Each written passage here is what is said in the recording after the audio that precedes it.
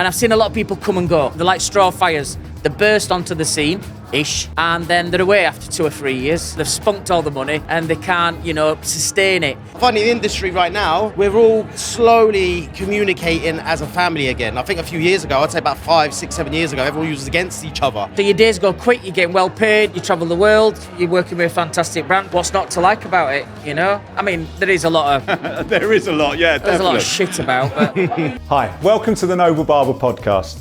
I'm Anthony Laban, and we'll be talking to various people in the industry who've made it and their journey and how they got here. Talking honest, cutting through the crap, and making sure your story and their story is heard to help your business and hopefully mine. If you haven't already, please hit the subscribe button, and I hope you enjoy this episode. Hi there, welcome to another episode of the Noble Barber Podcast. I'm Anthony Laban, and I am here at Haircon 2025 at the O2. A massive fusion of barbering and hairdressing, and I'm here with the legend that is Simon Shaw. Thank you. And obviously Michael Damiano, who've just come off stage. So boys, thank you so much for running from one side of this massive warehouse to the other to come and talk to us. Love what you just did. Rockstar, what was it called? Rockstar Popstar. Rockstar Popstar, really lovely. And as you were saying, 25 years you've been doing this. You've been working with Wahl 15 16 years. Yeah. Why are you just not punting out the same stuff every week? How can you keep coming up? Where is this coming from? I think for us it's, we've always got new products coming out, but I have a desire every time we've done something that's really successful is to make it better. And so I can never sit back and think, well, what we've just done is brilliant, because next year we need to be doing something better as well. So I'm always at my most dangerous when we're on top. So I'll push this team even further. I'll push myself even further when we've just done something like, and you're coming on and saying that was brilliant. It really was, and very it was strong. Just a little bit different to what everybody else is doing, and simple. So it's a simple idea, but obviously then I want to now work on what's coming next. When we're in Hamburg next week, we're doing a show called Manique. Again, so different to what we would normally do. Just keep doing it. I want to keep winning. It's called relentless. Dean said it, but I was saying the same thing to Luke in the backside, because the four of you that are up there are really different people working in this team, but it comes together as a really good collaboration. I just said, you can see Dean's work is so super clean, so tight. I love the flamboyancy of your attack, which I can only call it an attack in a nice way. Attacking haircuts. Alan's, what a great look that Alan Beach just came through with, and Cal Newson, Cal stuff, but very different styles, very different approaches, but it works. Is that from you guys collaborating, or are you the taskmaster holding it together? I think I come up with the concept and speak to everybody. Communication is really important to me and my team, so we'll have meetings. And the power of Teams or Zooms has been amazing since 2020. So we have regular meetings. So if I've got an idea, I want them to embrace that idea and get on it. So this has been planning for maybe 4 months, 3 months. And one of the things that for me and my job is, as Director of Education, I have 68 countries that I look after. And so you saw Danny Galliano from Spain. Yeah. So I want Wahl Spain to say, we've got a show in Madrid. What kind of show can we do? Do Rockstar Popstar, do Manique, do an Academy Masterclass. So it's basically, as an education department, I want them to have seminars that they can choose from, shows that they can choose from. So all the music's done, the videos are done, the assets are done, everything's done, so each country can follow on and hopefully recreate, look, Eminem, Liam Gallagher, Elvis, and David Bowie. Fantastic, and all the music with it. Just a little bit of light entertainment as well as doing some really good haircuts, and that's what it's all about. But no, great haircuts reinvented. They were updated, upgraded. Even M&M's. Who'd have thought that a clean crop could have been brought updated again? But how many times do you see that done in a salon on a weekly basis? Yeah. So we were but very to get relevant. that on stage and get a strength of an image like that, it was very strong. I have to thank the stylist that we work with all the time. She's amazing. And so when you saw those cuts upstairs, before they got into their outfits, it did look out. So the makeup artist and the stylist that we use are really important. It just fetched everything together. Yeah, love it. And when you're working on something like this, does it take up a lot of your life?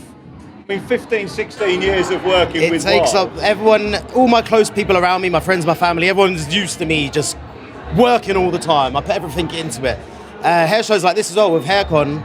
It's my first time here and I'm really impressed because it's a show where you want to be entertained.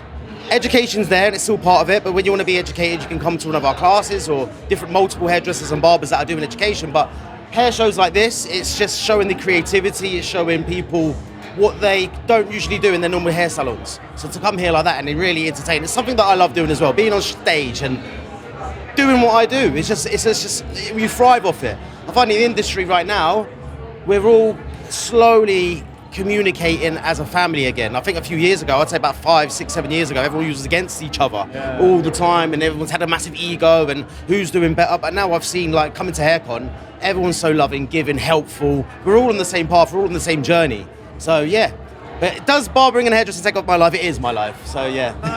And I mean, from Wahl's point of view, you know, they've been the kind of big daddy of the barbering industry. I've got 100 years 105 years old, 1919, so yeah, it's 106 years old. Yeah. You know, I remember celebrating our 100-year anniversary a few years ago. But it's really important that we keep fetching out new products, so it's really important from the whole stretch. But it's such an amazing company to work with that everything we do is well planned, well thought out. And if we don't want to do it, it's always because it's, you know, the ROI on anything. If it's not worth it, we'll not do it. And, you know, we're not selling here today. This is a really important that was part. really interesting. There were no big Wahl logos everywhere. It was just very contemporary. You all know these guys are Wahl. You know Stacey's Wahl, but there are no Wahl logos. We just wanted to do something really cool. And I try to put shows on as if I'm sat in the audience because I'm the worst in the world at sitting and watching. Yeah. So for me, I try and put something, well, I'd sit there and watch that because I like the music. I like to see the revealing of the styles that they did. So yeah, I'd sit there and watch that. That's why we did it. How do you find the team changing? Because there's some familiar faces in your team and some youngsters coming through. Yes, where do they come from, I mean, and how do you approach that, or how do they get involved? I think the boys will tell you. You know, Michael's probably now him and Five are the longest serving under the team, and when people decide that it's time to move on, it's always done in a really friendly way because obviously we want to carry on using our products. But for me, it's important to be relentless with the team. So to get the very, very best, you know, we've got a couple of more signings to make in the UK. One of them will be one of the biggest signings we've ever done. And you look at that, and when we sit down last night in the bar and people coming up taking photographs with them, it's a strong team. And they're following, which is a big part of it now. You know, you sat around a table with 4 or 5 of them and they've got over 1 million followers. So from an influencer point of view as well for products, it's brilliant. And our marketing team work really well with them, with giving them plans every month to do it. I mean, if you watch his Instagram, it's like a soap watching it every week. What's happening? It's amazing. And that's, you know, for me, Anthony, one of the big things that I want to stress upon is that I love going around and I've seen barbering. I think I've been a big part of it. You know, people wearing sunglasses indoors. I've done it for 25 years. And I've seen a lot of people come and go. Yeah. They're like straw fires. They burst onto the scene-ish, and then they're away after 2 or 3 years. They've spunked all the money and they can't, you know, sustain it. And one of the things I always say is that for us is like, it's hard doing what you do and to do it at that level, that intensity, but also as well, when you do the intensity, but you do it for 25 years. Yeah. That's winning. But you can see, and I mean, you know, from your point of view, you know, on a younger viewpoint, the kind of burst of brands that are out there in your domain. That, you know, Wahl, when I started, was almost a lone wolf of quality product. Now you can just see, you know, you go around these trade shows and you trip over clipper companies. Mm-hmm. We've enjoyed that. You know, obviously people in finance will probably like, you know, it does chip away at you. There's no point in, you know, like I've got great relationships. I've helped some artists at other brands. Okay, I've helped them. That's a good shout. And I'm not going to mention them, but I have helped them in terms of where they, but you know, sometimes I don't mind doing that because I'm leaving them with the thoughts that's today. They don't know what's coming tomorrow. Yeah. So I don't mind helping people and you know, I want that good relationship. But, you know, looking at the other brands there's some of them, they've done well, got some good clippers. And, you know, for us, it's healthy competition. And if I'm honest with you, it's fetched the best out of us. Yeah. Raising the game fetched the constantly. best out of us. And I do feel sorry for them. Right. you know, you turn to Salon International, you watch these bastards walk in. It's like the All-Stars. It's Real Madrid walking in. And they must think, you know, they get the clippers out in the morning, or they're getting brushing the teeth, they're looking in the mirror and they're thinking, oh, fuck me, we're against Wahl today. It's not going to be easy. But that's what you're coming into that arena, so let's have it. What do you think it is that separates Wahl from the pack and keeps you relevant, not just relevant, market leadering 25 years, 106 years later? Yeah. I think innovation's a big thing. And the other companies that's come in have actually, on some of the innovation, they've really pushed us to do that and almost woken and shook that sleeping giant sometimes to make us more reactive in certain things. You know, we can't sit back on things and think, you know, we do make the best clippers in the world, make things from scratch. But I think the difference as well is that obviously, you know, we have a desire to win. It comes right from the top. So the Wahl family is still involved. My MD is the best MD in the world in the UK. And he's been with Wahl for 30 odd years. And, you know, he's the best boss I've ever had, but he drives us. He drives us all the time. So I think that makes the difference. Yeah. And obviously, you look around the other brands. And when you get behind the other brands, don't see who's there running them. I like walk away. And we all like, no fucking chance. No chance. They ain't got me. No, love it. And I mean, 15 years working with this lad. How's it felt for you? What impact has that made on you? And well, when I first started, Simon was a massive inspiration to me. I always go back to the first story. Working with Simon, I've come from my family heritage of hairdressers. My mum and dad were both hairdressers, and they used to take me to hair shows all along. And first time I ever saw Simon Shaw it wasn't someone just cutting hair on stage. It was being entertaining. And I felt like sitting there in the audience, watching someone who can hold an audience and you engage. Because I switch off easily. Like, I don't know, I can't sit still for long. So when I'm sitting there and I'm watching something, I think it's like when you remember your favourite teachers at school. You remember them because they gave some sort of presence. So when I was watching Simon, he was a massive inspiration for me when I first started, because he was holding an audience, making it engaging, making you value for your money to watch stage. You think, do you know what? I want to be like this. This is what I can do. I've got a vocal voice. I want to do that. So working with Wahl, Simon's been my mentor and my coach throughout the whole time. I owe so much to him. But how did that come about? How did you two cross paths in the first instance? I'll let you tell that. Is that your story, Simon? I think it actually, you know, like not so much these days now, but in the earlier days, people would come and say they want to be part of it, and they still do want to be part of your team. You used to get a lot of them coming and saying, I can do it better than them, you know, and it's a different story. As soon as they go backstage and start getting mic'd up, the blood drains from the system. Yeah, man. You know, these guys aren't just barbers or hairdressers, they're presenters. But Michael actually booked on a seminar. He was that driven to come and show me what he could do. He came on a seminar, and so when it came to the practical session, he was right in front of me cutting hair. I couldn't ignore him anymore. And we went for a meal, and it was the easiest decision I've made. And you know, I look at him as a young son in terms of I've travelled all over the world with him. I always remember the time in India. We did a massive tour in India, and I came off stage in Bangalore, and I watched him, and I was easy, hello, get up. He was on his own, on stage, held the audience. And, you know, it's great for me to look at him now and think I can send him anywhere. And the nice thing for me is with these guys as well, I've got to travel with them. I've got to be comfortable with them. So, you know, we'll go on a plane together. And he's terrible for going to sleep. He drops asleep as soon as we get on plane, as most of these young guys do, because they've got young families. So it's a breath of fresh air when they go on an aeroplane. Sit still, I'm asleep. They do that. But I've got to be able to travel with them, Anthony, as well. I've got to be comfortable with being quiet. I've got to be comfortable where I can have harder words with them to say, come on, this needs to be done. But also as well, I've got to be making sure that when I praise them as well, it's the right praise at the right time. And so he's done really well with that. Your job takes you on every level. So you're saying 65 countries are in your domain now? So EMEA is UK, Europe, South Africa and Middle East. So I look after the day-to-day running of the education. And I've got a team in Germany that work for me. And, you know, they're great people, and we're getting there. Like, you look at the UK, but then some of the other countries are not as developed. Yeah, that's really interesting how that runs. This is why I'm trying to get, like, almost an education shop where somebody can come to us and we can help them and give them a show, and it's done already. And, you know, October, November time, sit down and look at what we're going to do next year. And which part of the world do you think is the most exciting for you at the moment? Middle East, Dubai's really good. You know, we've got some great things happening over at Middle East. They're all good though. You know, I look at them all and watch them on stage. Germany's fantastic. You know, the guys are just, it's like a replica of these. They all wear black on stage. They're all very confident at speaking. I've just got to get them into having more fun. Yeah. When you sat there today, you could tell they were having fun on stage? Yeah, definitely. That, if you can get that at work, that's like, you're not working, are you? But what you're saying is they're very different lads all the way across.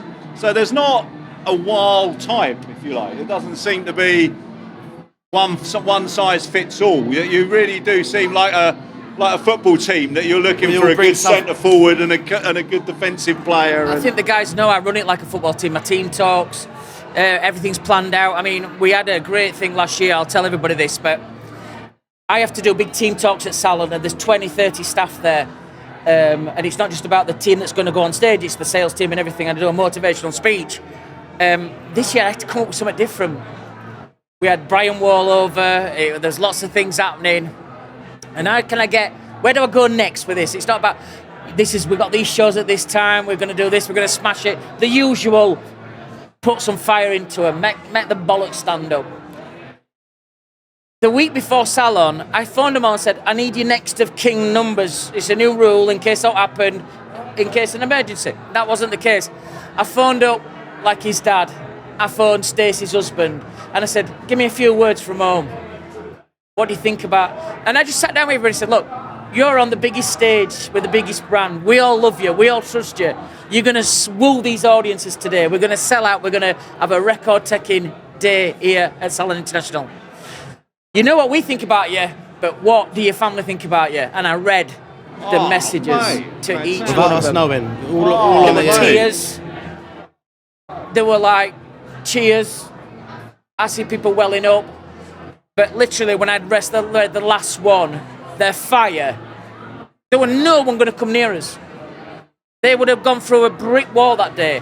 And it was about, you know, like the kids saying, I love you, mummy, and, you know, we're proud of you. I'm welling up now talking about it because it was so. And for me, the CEO, Brian Wahl, was stood there watching with my MD. The nice thing, what I don't think these know, is that we have these global meetings for senior managers at Wahl. And he mentioned it on a senior managers thing, saying what we've just seen in the UK is unbelievable. The way that I talked about the families, and it was Michael's dad. And that was really difficult because I'm close to Michael's family as well. And, you know, his dad said, I've watched your career all the way with Wahl. I'm super proud of you. And his mum was in hospital ill at the time. Those little things, what people don't know, is what makes this whole journey with them easy. Yeah. I've got to keep thinking of what we're going to do next. But, you know, I mean, that's interesting that we talk about you travelling and and your domain. With a young family, work, you've still got a store. Yeah. You still work behind a chair. Yeah. These are really big demands, and we've been here for a couple of days here. It's just exhausting. It is tiring. Yeah. And obviously, once you hit the stage, the energy and the adrenaline kicks in, and it's great. But it's a tough gig being part of the Wahl team as well as everything else. But like what Simon says, we enjoy it, and if you enjoy doing it, it doesn't become hard work, and we're always trying to get on top of being better than we were last time. And Simon, he's picked the greatest team. He's a great team. We all bond. There's no egos in the team. People may think there is, but behind the chair, we're not. There's no one's egotistic. We're all helpful. We're all helping each other out. Even just now, when we're doing each other's haircuts, prepping it, we're all helping each other out. So, yeah. And do you see that reflect back into when you're in store in your kind of own domain? All of Simon's team talks, prep talks, how he coaches his team, massive influence how I've coached my team. And I've built a salon in Bedfordshire. My team's like a real good family, and I'm having people wanting jobs there because they feel like it's a really good environment. I don't know if you've seen on socials now, I'm doing something a little bit more different. I'm creating a reality TV series in a barbershop domain in an environment, and it's created so much attention to my shop because I thought, how can we promote in a different way? And it is all about having fun. My team, they get up in the morning, they love coming to work now. It's an enjoyment factor of them. It doesn't seem like a chore. And it's like when I come for Wahl. I enjoy these trips, getting away. I enjoy it. It's like, I love what I do. Some people say, do you still get nervous? I was like, it's not nervous of it's just I want to do well. I really want to show and be better than I was last time. So it's a lot to take on, but I wouldn't have it anywhere else. I always find when everything's like no problems happening in, or I'm not got work and I'm sitting at home and I've got nothing to do and I'm at peace, I feel like, no, I need to do something. I need to work. I'm a workaholic, but this is why my partner, she puts up with it. My kids, I've got a 5 and a 6-year-old, but I'm always traveling. I'm always behind my chair doing something and just trying to better and improve myself. So yeah, every day's exciting. Yeah, no, I mean, I think that's the good thing about the industry. I mean, I've been here 40 odd years now, and I've now, found different ways to keep myself energized and enthusiastic with it. It is an industry that you just get caught up in, isn't it? Yeah, it is. I mean, look, it is, but I can drop it out as well. I have to switch off. I was saying to somebody earlier, because one of the questions somebody said to me earlier, how do you switch off? Best thing to do when I switch off is always have a notepad near me, because I forget stuff, so I write good ideas down. So I always have a notepad on holiday, have a notepad, just so I can keep remembering. But it is a great industry to be in. I mean, look, what time is it now? It's gone 3. It seems like, he just said, came off stage, it's 25 minutes, just seems like 2 minutes went like that. So your days go quick, you're getting well paid, you travel the world, you're working with a fantastic brand. What's not to like about it, I mean, there is a lot of... There is a lot, yeah, There's definitely. a lot of shit about. But I mean, you said it there a few times. This whole mentoring that you evidently have as the heart of the Wahl stage team and education team. It seems like it's missing for a lot of younger barbers that are out there. A lot of barbers who are learning through short-term academies, not getting an apprenticeship, teaching themselves, working from studios. That they're missing out on someone that's going to give them a bit more guidance and discipline. The bits that you don't want to hear, but are vital for you. I think for us, I always have this saying is a thin band of fear and a thick band of respect. They've always got to know that there's a line that you can't cross. And I think sometimes it's like the fucking Wild West. Yeah. They go on a course for 3 months and they've got an Instagram and they do all the good lighting. And when you see them in real life, it's like, oh, wow. I don't really, I don't get it. I don't get you. And a lot of this, I see a lot of them as well. You have never seen him work with another brand. You've never seen any of the other guys work with other brands. So I try and get virginity in terms of, I don't want to spoil it, because how can he be working for another brand and for 10 years, telling them that it's the best product ever, then next year they're working for a different brand? You're not believable. And I do see a lot of jumping. There does seem to be. I mean, collaboration is suddenly a very big part of everyone's barbering career, rather than something that happens for some. Yes. It seems everyone feels that they need to have or should have a collab to make them work. Yeah, and I think a lot of it. Everybody wants to be an ambassador. I watched your podcast. I love it actually. I think you were interviewing. He's like, I think the question was, when do you do enough for free? Yeah. And then when do you start paying? So I watched that. I think you had Danny on, and Danny's done great as well. Danny Robinson. Yep. All these guys have done really good, and I've had a bit of a part to play. I know I have. They'll not say it, but I know I've had a part to play in what they've done. The little shithouses. But I think that's the key thing, is that you've got to calculate when you're working with the brand is where do you go in to say, right, I'm going to show willing and I want to show you what I can do. But then at some point, and that's a big thing with us, once we get them on a contract, I want them to get paid a daily rate.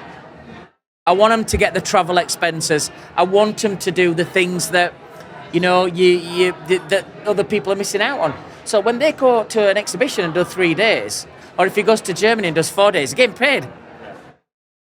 He's not on a jollies. But you guys are the first, I might be wrong, I'm sure someone will tell me, but you were the first I actually saw you doing very public signing contracts. You've been very upfront. Yeah, we work first. Always, that you're very, very clear that this is an engagement, this is a proper bit of business, this isn't a handshake in a pub, this is, and you celebrate that. And I think that's been quite eye-opening when I first started seeing that. I think for us as well, they're not done like we speak to you on a Tuesday and we sign you on a Wednesday. They're like, I think I met Carl in the December and he didn't, I met Carl in the November, he didn't sign till the January, so we spoke to maybe 2 or 3 months. And to make sure the contract's right. And what you don't know is there's a lot of people who are working for us who are not on stages but get paid as well. So we have influencers, that work for us, Slider Cuts, Mark McAvey, You got Jay Roberts. You know, we've got some people who are not on stages but do it, and it's really important that a fair day's wage for a fair day's work. Yeah. And yes, I'm sure that they could get more daily rates, not much, but we try and make sure that it's good enough. But then they get all the products free of charge, they get great trips, but it's the platforms we can put you on. And equally, I guess it's also a matter of that you know you're not just going to do 3 days a year for Wahl, that there's a proper kind of itinerary, you know you're going to be kept busy, and you can kind of allocate what time and money you're going to come from that. Yeah, of course. Beginning of the year, we always sit down and have a brief what we did last year, what we can improve on. We all sit there and Simon gives us targets and goals to achieve for the next year, and we get all our dates into every show that we are prepared to do, like Haircon, International, Barber Connect. It's all in the diary and we focus. So it's not like everything's like Simon says all the time, everything's done on purpose and planned. We plan. It's not like, oh, what are we doing today? Let's just make it up as we go along. But that's the bit, I think, with there are good collaborations out there. There are good unions that do work. Yours is amongst it. But a lot of it does just seem to try and fly under the radar a little bit, and suddenly someone pops up that they're an ambassador for this. And I'm never so confident with these youngsters that they're painting themselves into a corner a bit too early. Well, for us as well, you know, if they're going to be an ambassador, they need educating. I don't want them putting stuff out online and telling that this clipper does this. It's got to be, so they've got to have education before we let them loose on anything. So for us, they've got to understand the motors, the blades, what's that specific clipper for a specific part of the haircut, and then to wrap it all up looking cool and funky, do you know? Dean's now obviously teaching people as well on the social media side how to make sure that you look good, what equipment to use. So it's a full 24 circle that we work on. But for us, I just want to do it right. Yeah. And I always say to barbershops, if you've got 20 grand to open a barbershop, what you'll find most barbers, they'll go spend 16 grand on chairs, right? Hear me out on this one. And what happens is, for me, you need to do your research better. Get the best chairs, that you can afford, but you need to make sure you've got at least 25 to 50% marketing budget to market your business. What's your target in that area? What kind of clients do you want in? And there's not enough thought process goes into that. And that's something that I'd love to do, again, watching your podcast. Something we could do together on that is talking about that, because say 20 grand budget, they'll go spend 17, 18 grand on furniture. They've got no money left to do it, and so it's got to be better planned. I mean, you're saying this, and the thing that's bugging me at the moment, I'll be honest with you, is the amount of business coaches that are now appearing online that are telling us how to become £10,000 a day barbers, how to make our businesses amazing. And hey, there's a time and a place, I guess, for it. But as a younger barber starting out, is this just covering this? Is this a plaster going over this mentorship that's missing? You've got your business. Obviously, the influence is there. But what do you feel about the kind of rise of the... It's a business to them. They're the ones trying to make money out of it. So if they've got a little bit of advice and they want to give it out there, they're like, book my course and I'll mentor you and I'll do this. Some are genuine, some are not. But we've got to remember and take it back. I feel like I'm only influenced by the people. If I could sit there and look at that person, I feel like, well, you drive the car I want, you got a house that I want, you've got the shop that I want, you've got a team that I want, I'm going to listen to you. Otherwise, why am I going to listen to someone who's just gone online, book my course, do this, and you look at them, you think, well, I don't really like you. Not many people have good things to say about you. So why am I going to listen to you and think the way you think? So I think people, young generation barbers, they need to sit there and think, who do I look up to? Who do I actually think is genuine in the industry? And I think they need to get their advice that way. And people are all forgetting as well. A lot of people that are not on social media, really good business owners, barbershop owners that run shops, that you won't see them on social media, but people think, oh, they don't exist. No, they do. They're out there, they're running their business, and they ain't got time for the social media stuff. And they're really good bosses and good mentors. And people are forgetting, if you're not on social media, you're not nobody now. So there are very good business owners out there, very good barbershop owners that you wouldn't even know they exist. So yeah, I think people are... just get a bit lost with, like I say, there's good and bad in everyone, and from your point of view and my point of view, we've had that business experience. I just feel there seems to be an awful lot of guys popping up that are telling us how to do it when they haven't lived it or haven't succeeded in it and haven't made their name and haven't made the power. I can't comment without swearing, so I'm not going to comment on it. I just find it a load of shit. Try to speak to somebody who's done it and who's successful. You find most business coaches have gone bust at some point. Well, yeah. And I don't mind that, because that's experience. As long as they've regrouped And not done anybody. Yeah. Right? So I think, I was speaking to somebody a couple of years ago who had done that, but he'd built in a contingency plan to pay his main creditors back the money when he started his new co-op, because he needed to deal with them. And I admire that. Okay, it's not for them what they wanted, but at least they're getting it back at some point. But I find with these business coaches, it's too complicated for a salon owner or a business. It needs to be simplified. I like watching things like Gordon Ramsay going into a restaurant and sorting it out. Just breaks it down. That's what I'd like to do. Go in and I'll sort it out for you. First of all, he wants a good clean. Yeah. Take everything down, take everything out, and then re-put your things back in. Streamline your area to make it look really nice. Watching the video that you did, I think you were cutting roofers' sounds, and again, behind you look beautiful. You can tell it's just quality, it's class, and that's where a lot of these miss. And I just think, and you know what would be really cool about this is that you can't take too much time, but you'd like to pick the right people and do it free for them. Yeah, I mean that's the bit I think. If we put a shout out saying "Let us resurrect, let's help your business," and we're not looking to charge you $5,000 a month retainer. Nah. And we're not going to, we're going to just give you a good, clean outlook on what your shop's missing, what we can add, how you can add it. And a lot of it really is that stopping for a moment or getting that external eye into it that can give you a proper critique. I'm unsure if it can all be done with spreadsheets and a Zoom call. It can't be.